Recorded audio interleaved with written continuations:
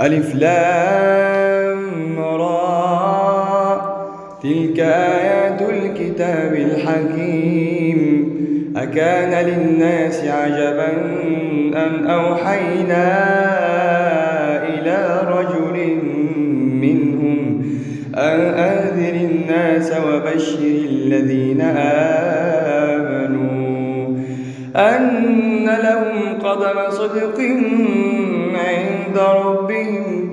قال الكافرون إن هذا لساحر مبين. إن ربكم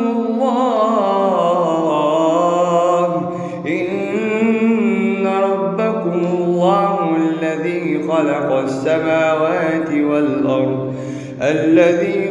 السماوات والأرض في 6 أيام ثم استوى على العرش يدبر الأمر ما من شفيع إلا من بعد إذنه ذلكم الله ربكم فاعبدوه أفلا تذكرون.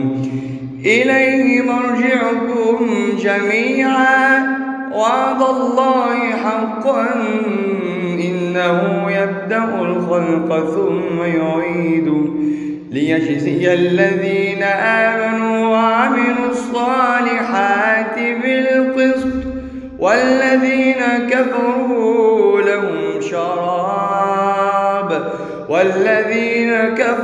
لهم شراب من حميم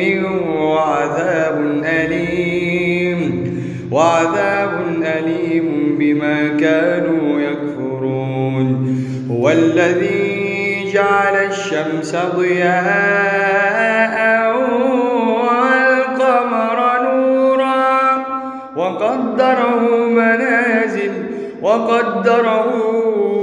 منازل لتعلموا عدد السنين والحساب ما خلق الله ذلك إلا بالحق يفصل الآيات لقوم يعلمون. إن في اختلاف الليل والنهار وما خلق الله في السماوات والأرض لآيات لقوم يتقون.